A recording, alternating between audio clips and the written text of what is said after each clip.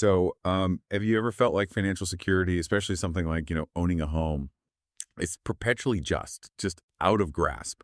You work hard, you might even earn a pretty good salary, but that dream still feels incredibly distant. It's a really frustrating feeling, right? And, well, what we're going to dig into today suggests this isn't just bad luck. It's actually part of a much bigger economic shift happening globally. Welcome to the deep dive. Today, we're diving headfirst into this concept called the asset economy. We're drawing insights from a really important book, same name, by Lisa Adkins, Melinda Cooper, and Martine Konings. And then we're going to sort of take a journey across some key Anglo societies. Think the USA, UK, Canada, Australia, Singapore, and Hong Kong.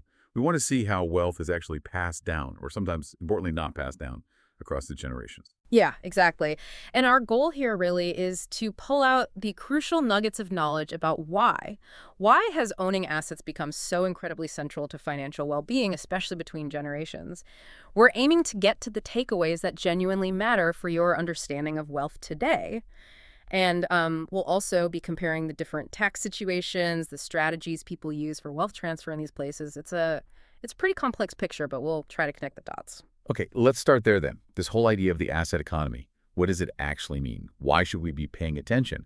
Our sources point out that over, say, the last 20, maybe 30 years, we've seen this massive, almost unbelievable surge in asset prices worldwide. Houses, stocks, land, gold, you name it, prices have shot up. Right. But, and this is the kicker, during that exact same time, wages, they've only nudged up slightly. It's a really stark contrast. And that's the absolute core shift, you see. In this new economic model, a person's financial well-being is less about their individual job or salary and increasingly determined by their family's asset ownership, the background they come from. Think about it like this, and this comes straight from the research. Someone earning a high salary, maybe 70,000 pounds, 80,000 pounds a year, they might find it completely impossible to buy a home without significant help from family. Right. But someone on a much more modest income, they might manage it if their family has those assets to back them up. It just completely flips that traditional idea of individual effort being the only key to success, doesn't it? It really does. That's a powerful point about changing the path to security. So if merit, individual effort, is becoming less important than what you inherit, what does that mean for the ideal of meritocracy? How's that playing out? Well, it leads to what some commentators are calling a kind of new feudalism, where inheriting wealth becomes much more decisive than your own hard work or talent. The research really highlights that the millennial generation is feeling this very acutely. It's causing real mental health challenges, because that ideal of meritocracy, work hard, get ahead, it's clashing head on with the reality of how incredibly difficult it is to build assets if you weren't born into family wealth. It's a genuine crisis of aspiration. Yeah, I can see that. So what's actually driving this profound shift? Why are assets becoming so dominant? Well, there are several big forces at play. First, taxation. We've generally seen effective tax rates for the super rich come down over recent decades. That's one factor. Okay. Second, you have things like globalization and major crises. Think the 2008 financial crisis or the more recent pandemic. Paradoxically, these events often ended up making the rich even richer. Central banks pumped liquidity into the system, which boosted asset values. Robbing of assets. Exactly. And third, there's this really powerful cycle of passive income and reinvestment. The wealthiest individuals, they generate enormous passive income from the assets they already own. Rishi Sunak, before he became PM, was reportedly making something like 40 million pounds just from passive income. Wow. And what do they do with that money? They reinvest it, which pushes asset prices even higher, concentrating wealth further.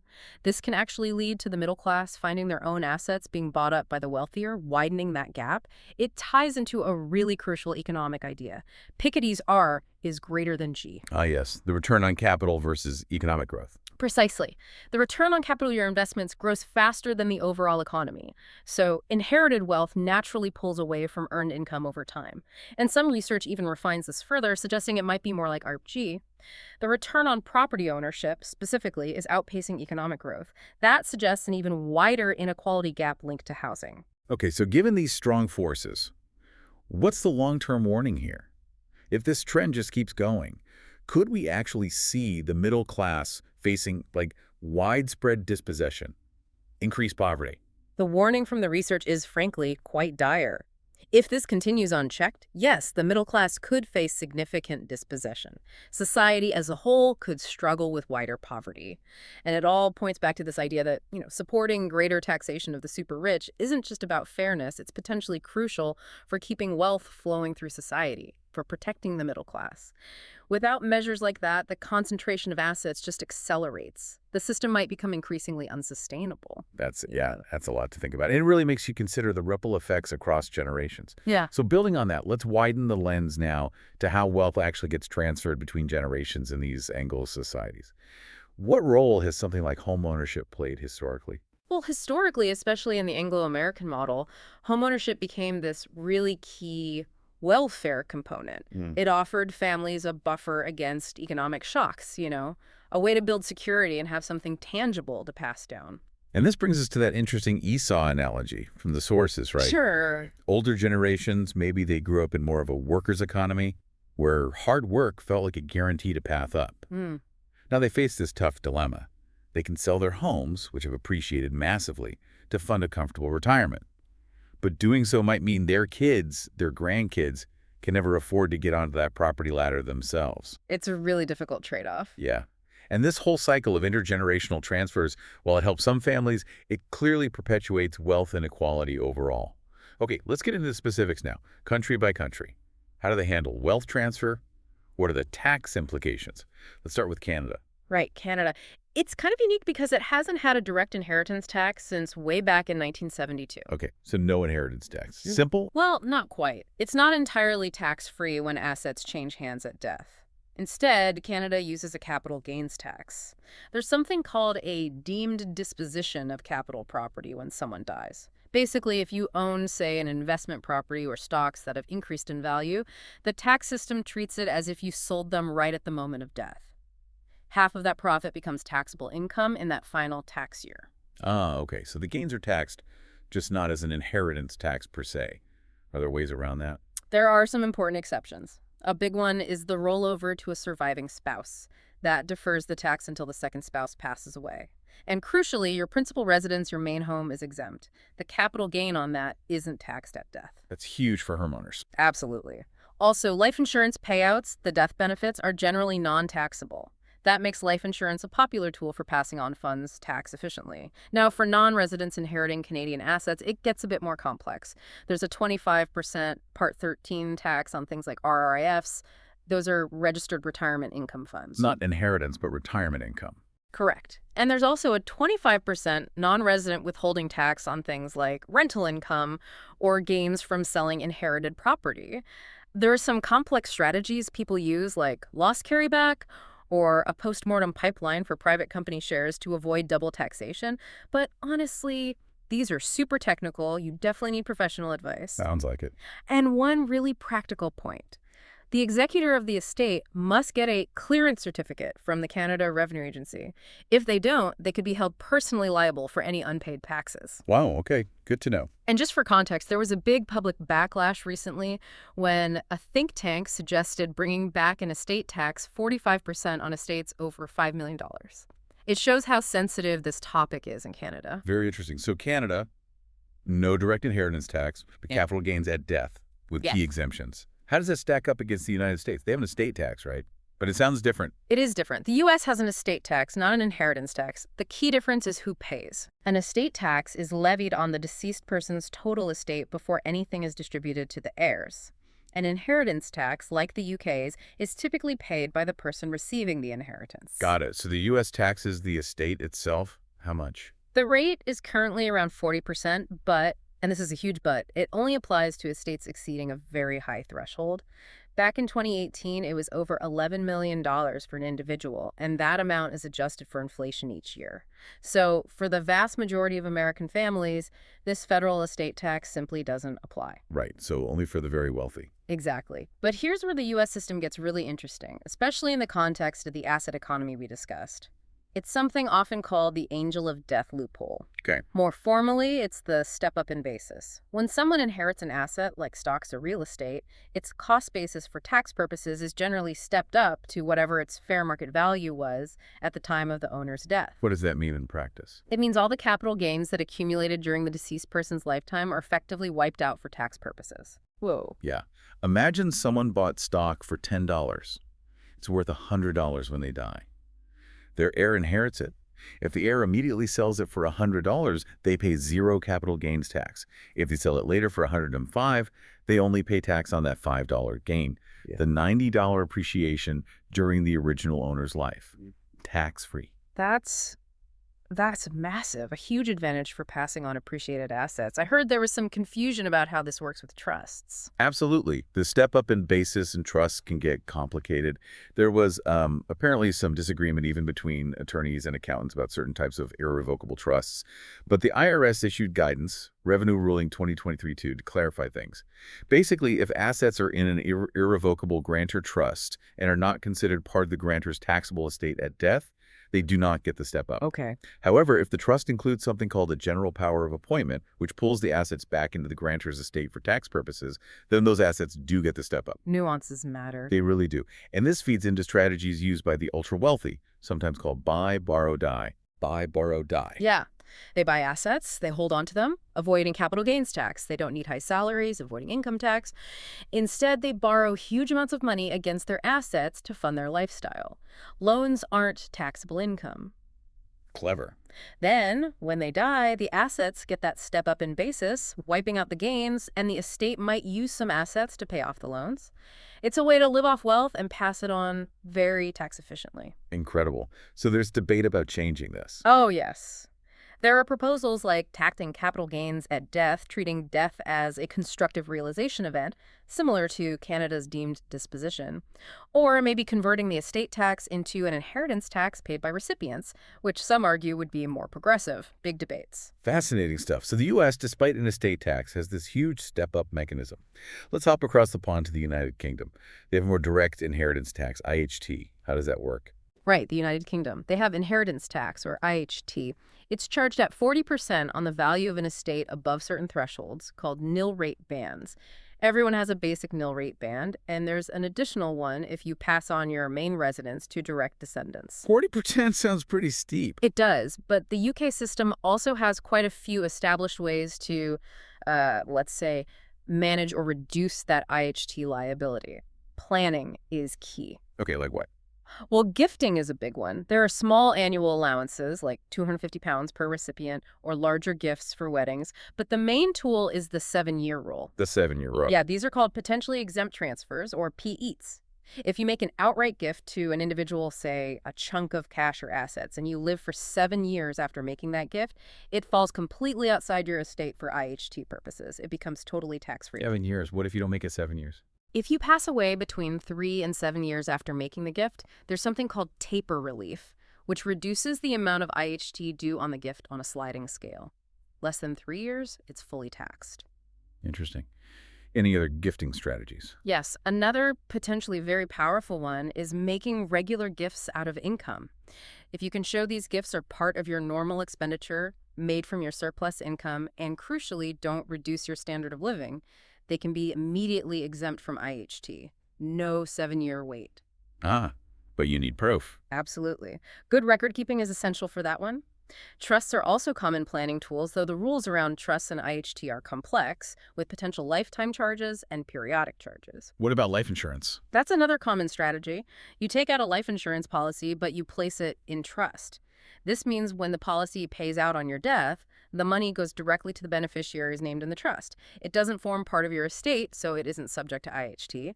The beneficiaries can then use that payout to cover any IHT bill due on the rest of the estate. And there's also an incentive for charitable giving. If you leave at least 10% of your net estate to charity, the IHT rate on the remaining taxable portion drops from 40% down to 36%. So quite a few planning options there. Definitely. Which is why having a valid, up-to-date will and getting professional advice is so important in the UK system, especially given how crucial asset transfer is in this asset economy we're talking about. Makes sense. Okay, let's fly south now, down under to Australia. I often hear Australia has no inheritance tax. Is that the whole story? That's the common perception, yeah, the myth of no inheritance tax. Hmm. And technically, Australia doesn't have a specific federal inheritance or estate tax like the UK or the US used to. They were abolished decades ago. So it is tax-free then? Not so fast. As the sources point out, while there's no direct tax with that name, there are definitely hidden tax implications that can take a significant bite out of inherited wealth. It's just taxed in different ways. Okay, unpack that for us. Hidden taxes. Yeah, sure. Take superannuation, that's Australia's mandatory retirement savings system. If your super balance is paid out to a surviving spouse after your death, it's generally tax-free. Right. But if it's paid to non-dependent adult children, say, kids over 18 who aren't financially reliant on you, then the taxed element of that super payout is hit with a 15% tax, plus a 2% Medicare levy. So 17% gone right there. Ouch. Okay, that's one hidden tax. What else? Capital gains tax, or CGT. Just because you inherit an asset doesn't mean it's free from CGT forever. When the heir eventually sells that inherited asset, maybe shares or an investment property, CGT will likely apply. How is the gain calculated? Do they get a step up like in the U.S.? It's a bit different. Generally, the cost base for the heir is reset to the market value at the date of death. So similar, in effect, to a step up for assets acquired after CGT started in 1985. But there are special, complex rules for assets the deceased owned before September 1985. And even the main residence exemption has limitations when a family home is inherited and not sold within a certain time frame. Plus, of course, any income generated from inherited assets while the heir holds them, like rent from an inherited property, or dividends from inherited shares, that's just taxed as normal income at their marginal rate. So definitely not entirely tax-free. What strategies do people use in Australia? Proactive planning is crucial. Things like restructuring how superannuation is held, or using specific instructions called binding death benefit nominations, BDBNs, can help direct super funds in the most tax-effective way, potentially minimizing that 17% tax for adult children. It's worth noting Australia got rid of its death duties between 1972 and 1978. They were seen as inefficient and unfair back then. But the legal system still strongly focuses on ensuring adequate provision for family members from an estate. Got it. So no inheritance tax is true, but misleading. You need careful planning. Let's shift focus now to Asia, starting with Singapore, often seen as a low-tax financial hub. What's their approach?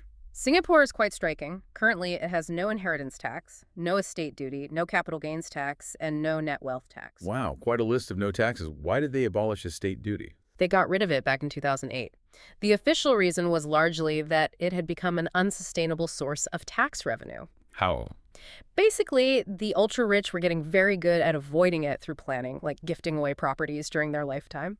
So the tax wasn't raising much revenue, but was probably seen as potentially discouraging wealth from locating in Singapore. So how does Singapore tax wealth now? The system relies mainly on progressive income tax. Higher earners pay a higher rate, and significantly property tax. Property tax rates are also progressive. Plus, they have something called the Additional Buyer's Stamp Duty, or ABSD. This is a hefty extra tax you pay when buying second, third, or subsequent residential properties. It acts as a kind of indirect wealth tax, aimed at cooling the property market, but also capturing value from those holding multiple properties. Interesting. Any talk of bringing back inheritance tax? There has been some discussion, yes, not a broad-based one, but maybe a limited inheritance tax specifically targeting very high-value inherited properties, say over $10 million. The idea would be to tax the ultra-rich without hitting the middle class. But for now, it's just discussion. What about stamp duties on inherited property? Generally, if property is transferred via a will or under intestacy laws, if there's no will, it's not subject to the usual stamp duties like BSD, SSD, or that ABSD. Okay. And what about foreigners with assets there? Singapore generally recognizes wills made by foreigners, but careful planning is really important, especially around the concept of domicile. Why? Because forced heirship laws in the person's home country could potentially override the Singapore will and complicate how assets are distributed. Right. International complexities. And trusts in Singapore. Trusts are widely used. Income earned within a Singapore trust is generally taxed at 17%. But crucially, there's typically no capital gains tax within the trust and no estate duty when the settlor, the person who created the trust, dies, provided they weren't domiciled in Singapore. And another key point, Singapore has no exit taxes. So if you wind up a trust or move assets out, There isn't an extra tax liability triggered just by leaving. That makes it attractive for international wealth structuring. Very clear. So Singapore uses property taxes and stamp duties rather than direct inheritance tax. Huh. Finally, let's look at Hong Kong, often mentioned in the same breath as Singapore as a financial center. Tax-free haven. Hong Kong really stands out in this comparison. It is explicitly a haven for tax-free wealth transfers in this context. There are simply no estate taxes, no inheritance taxes, and no gift taxes in Hong Kong, period. Zero. Zero. This makes it an extremely attractive jurisdiction for people looking to manage and transfer wealth, especially across generations or borders, without incurring additional tax burdens. What about trusts in Hong Kong? Similar to Singapore. Broadly similar in outcome, but the specifics differ slightly. Hong Kong trusts are generally not subject to Hong Kong income tax unless they are actively carrying on a trade or business in Hong Kong. Like Singapore, there's no capital gains tax. And again, if the settler of the trust is not domiciled in Hong Kong when they die, no estate duty applies to the trust assets. This very low-tax environment provides enormous flexibility for wealth planning and makes Hong Kong a major global center for private wealth management and succession planning. Okay, that's a fascinating tour through some very different systems. So as we kind of bring this deep dive together, it seems incredibly clear that this concept, the asset economy, has fundamentally reshaped what financial security even means. For so many people now, owning assets, particularly property, seems to have overshadowed earned income as the main path to stability and critically generational opportunity. The implications feel, well, profound. They shape individual lives, but also the whole structure of society. Absolutely, and you can really see just how diverse and sometimes quite counterintuitive the tax rules and the wealth transfer strategies are across these different Anglo societies we've looked at. What sounds simple, like no inheritance tax in Canada or Australia, often masks other significant tax implications: the deemed disposition, the tax on super payouts, the CGT on eventual sale.